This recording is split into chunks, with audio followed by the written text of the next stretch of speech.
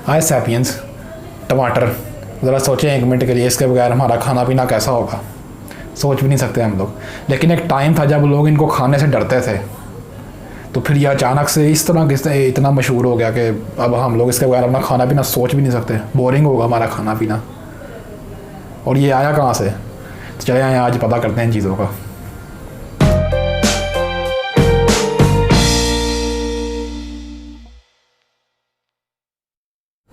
तो टमाटर की हिस्ट्री जानने के लिए सबसे पहले मैं एक सवाल पूछता हूँ आपसे, ज़रा मुझे कमेंट सेक्शन में उसका जवाब दीजिएगा। ये फल है या सब्ज़ी है? मैं इसका जवाब दूंगा इस वीडियो के बीच में, लेकिन आप मुझे कमेंट सेक्शन में ज़रूर देने की कोशिश करिएगा ये फल है या सब्ज़ी। तो इसकी हिस्ट्री जानने के लिए हमें जाना पड़ेगा आज से तकरीबन 2000 साल पीछे।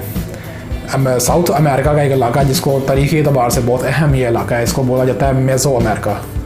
यह मुख्तलिफ मुल्कों के बीच में डिवाइड है, कुछ मैक्सिको में है, कुछ ब्राज़ील में, इस तरह ही सारा डिवाइड है इलाका। लेकिन उस ज़माने में एक सल्तनत उभरी जो बहुत मशहूर थी, जिसका नाम था एज़टेक सल्तनत। इस सल्तनत के लोगों ने पूरी इंसानी हिस्ट्री में पहली दफ़ा टमाटर उगाना शुरू किए। लेकिन उस ज़माने में टमाटर जो सा वो इस तरह का नहीं था होता डेड इतना बड़ा, बल्कि टमाटर तो छोटा था, येलो कलर का मटर के जितना होता था साइज़ में। जी, मटर जितना छोटा था बिल्कुल। तो फिर सवाल ये है कि ये मटर के साइज़ से यहाँ तक कैसे पहुँच गया, और ना इसका रंग येलो है। तो एक तरीका इस्तेमाल किया जाता है जिसको किसान और ये सारे साइंटिस्ट जो उनसे इस्तेमाल करते हैं छोटी सी सब्ज़ी जैसी चीज़ों को बड़ा करने में और उनको इस्तेमाल करने में। उस तरीके को बोला जाता है ब्रीडिंग। इनकी ब्रीडिंग करवाई गई थी। ब्रीडिंग का नतीजा ये निकला कि ये छोटे से मटर जैसे दाने से होकर यहाँ तक पहुँच गया। इस तरह की अजीब हिस्ट्री है इसकी टमाटर की। तो ये सल्तनत जौन सी जब अपने अरूज पर पहुंची, तो इस सल्तनत के अंदर टमाटर बहुत ज़्यादा इस्तेमाल होना शुरू हो गया था। लेकिन बाकी पूरी दुनिया को तो अभी पता भी नहीं था कि टमाटर बोलते किस चीज़ को है। तो फिर टमाटर सवाल ये है कि फैला कैसे पूरी दुनिया में।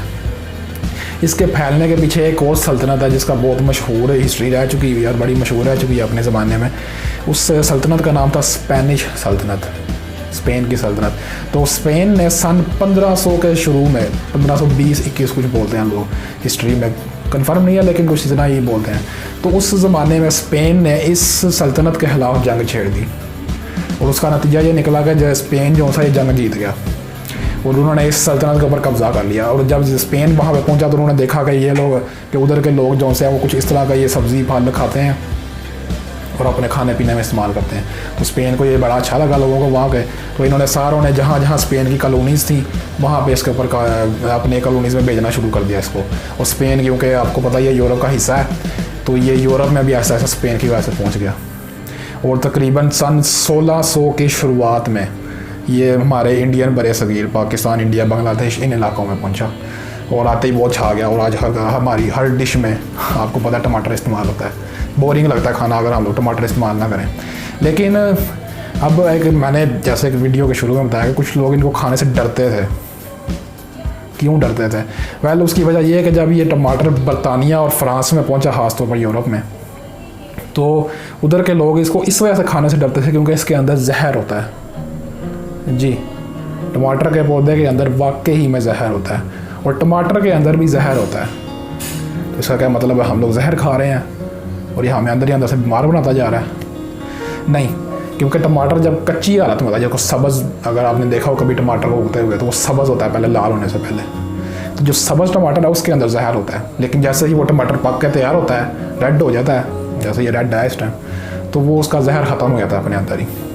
क्योंकि जो टमाटर का पौधा है वो असल में एक जहरीली पौधों की कैटेगरी में आता है जिसको बोला जाता है नाइट शेड। नाइट शेड जहरीले पौधों की कैटेगरी और टमाटर का पौधा भी उसी के अंदर आता है। लेकिन आपको मसला नहीं है खाने में इसको, बस सब्ज़ टमाटर मत खाइएगा, बाकी येलो, ऑरेंज, लाल, जो मर्ज़ी कलर का है खाएं, आराम सुकून से मौज करें। तो अब मैं आपको उस सवाल का जवाब देता हूँ जो मैंने कहा कि मुझे कमेंट सेक्शन में तो बताइएगा कि ये फल है या सब्ज़ी। वेल, इसके पीछे हिस्ट्री वैसे ये तो है कि साइंसदान जो हैं वो इसको फल की कैटेगरी में डालते हैं क्योंकि ये असल में चेरी की ही एक ख़ानदानी उसमें से है, चेरी के ख़ानदान से ही है, ये उसी नस्ल में से है। लेकिन इसको अब सब्ज़ी बोला जाता है। क्यों बोला जाता है? क्योंकि हम लोग इसको सब्ज़ी बोलते थे। लेकिन इसके पीछे असल में एक बहुत अहम तारीख़ी फ़ैसला है अमेरिकन सुप्रीम कोर्ट का। तो बात है सन 1850 से 60 के दौर की। इस दौर में अमेरिका में ये जो सब्जियां थी इसके ऊपर टैक्स लागू कर रही थी हुकूमत ताकि टैक्स वसूली कर सके।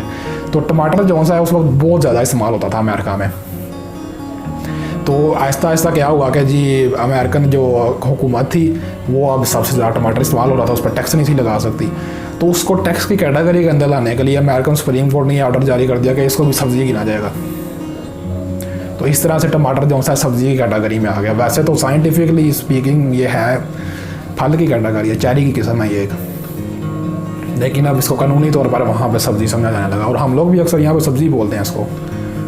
इस तरह से ये टमाटर जो सा है पूरी दुनिया में फैला। और जब ये हमारे बड़े सगीर में आया तो ये लोगों ने इसको इतनी जल्दी कबूल नहीं था किया, क्योंकि लोग इसको समझते थे कि ये वलायती चीज़ है। आज भी बांग्लादेश में इसको वलायती बैंगन के नाम से जाना जाता है जी। आज भी वो ये लफ्ज़ इस्तेमाल करते हैं अपनी ज़ुबान में इसके लिए। टमाटर भी है लेकिन वलायती बैंगन भी बोलते हैं इसको।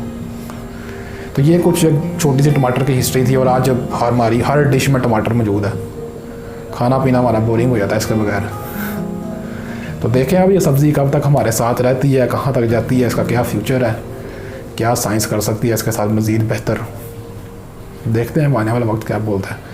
तो आप मेरी इस वीडियो को लाइक करिएगा, शेयर करिएगा और मेरे चैनल को सब्सक्राइब करें इस जगह पर टच करके। और साथ में ये कुछ पुरानी वीडियोज़ हैं इनको भी ज़रूर देखिएगा। और टमाटर खाते रहें, हम लोग फिर किसी नई वीडियो में मिलेंगे।